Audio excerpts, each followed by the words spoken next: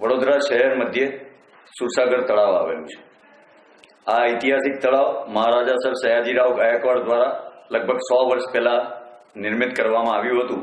વડોદરા શહેરની જનતાને શહેરના મધ્યે પીવાનું પાણી મળી રહે એના માટે આ તળાવનું ઐતિહાસિક મહત્વની સાથે સાથે ધાર્મિક મહત્વ પણ ખૂબ અગત્યનું છે। ગણેશ વિસર્જન આ તળાવમાં થાય છે। માં દશામાની મૂર્તિનું વિસર્જન આ તળાવમાં થાય છે। સિંધી ભાઈઓ એમનું ધાર્મિક ક્રિયાઓ આ તળાવમાં કરતા હોય છે। મુસ્લિમ બિરાદરો તાજિયા એમના આ તળાવમાં ઠંડા કરતા હોય છે। આમ રીતે જોવા જઈએ તો વડોદરા શહેરની સમગ્ર જનતા માટે આ તળાવ ખૂબ ધાર્મિક રીતે ખૂબ અગત્યનું છે। આ તળાવની મધ્યે મહાદેવની એક વિરાટ પ્રતિમા પણ ઉભેલી છે। લગભગ 2012ની સાલમાં ગુજરાત પોલ્યુશન કંટ્રોલ બોર્ડ દ્વારા વડોદરા મહાનગર સેવા સદનને આ તળાવને પોલ્યુટેડ જે કરી નાખ્યું છે, ખૂબ ગંદકી કરી નાખી છે। ગટર અને ડ્રેનેજના વરસાદી કાંસના જોડાણો આ તળાવમાં જોડી દેવામાં આવ્યા છે, જેને કારણે મહાદેવની પ્રતિમા મળમૂત્રની વચ્ચે ઉભેલી છે। 2012ની સાલમાં આજથી લગભગ 4 વર્ષ પહેલા આ ઘટનાક્રમને જોતા કોંગ્રેસે ખૂબ આક્રમક આંદોલન ઉપાડ્યું હતું અને મહાદેવની પ્રતિમાની આસપાસથી મળમૂત્રની લાઈનો બંધ કરવામાં આવે અને સુરસાગરને સ્વચ્છ કરવામાં આવે એ પ્રકારની એક ઉગ્ર માંગણી ઉઠાવવામાં આવી હતી। આ માંગણી બાદ ખૂબ મોટું આંદોલન પકડતા વડોદરા શહેરની તમામ જનતા આ આંદોલનમાં જોડાતા ભારતીય જનતા પાર્ટીનું તત્કાલીન શાસને આનંદ ફાનંદમાં આવી ખૂબ મોટી જાહેરાતો કરી હતી અને પ્રજાને છેતરવાની શરૂઆત કરી હતી।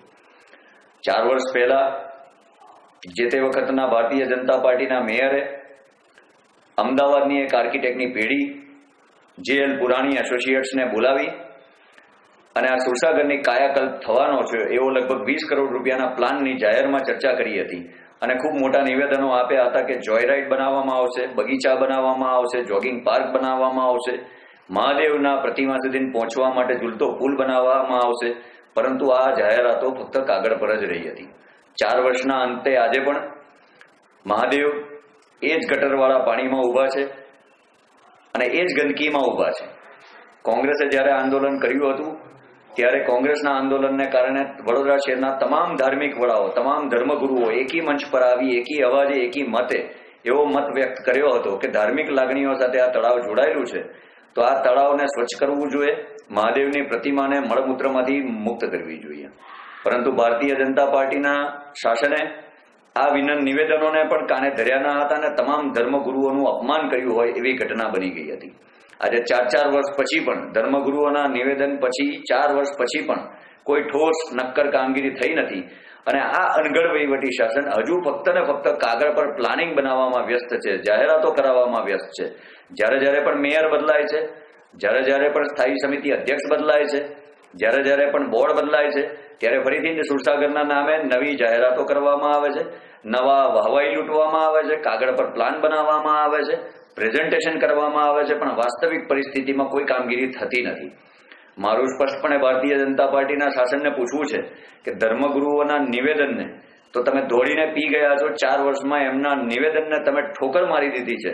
શું હવે મળમૂત્રની વચ્ચે ઉભેલા મહાદેવ ભગવાન જાતે આવી અને રૂબરૂ તમને નિવેદન કરે એની વાટ જુઓ છો? મહાદેવ જાતે આવશે ત્યારે તમે કોઈ કામગીરી કરવા માંગો છો? ગત દિવસો દરમિયાન નવા મેયર શ્રી ભરત ડાંગર દ્વારા પણ આ જ સુરસાગરને ફરી પાછો કાયાકલ્પ કરવાનો છે, નવેસરથી ખાલી કરી અને ફરીથી પાછી એની સફાઈ કરવાની છે એવા મસ્ત મોટી જાહેરાતો કરવામાં આવી। પરંતુ 4 વર્ષની અંદર સમયગાળાની અંદર સુરસાગરમાં ઠલવાતી ડ્રેનેજ લાઈન બંધ નહીં કરી શકેલી ભારતીય જનતા પાર્ટીની શાસક પક્ષ સુરસાગર ક્યારે સાફ કરી રહેશે એ ખૂબ મોટો પ્રશ્ન છે।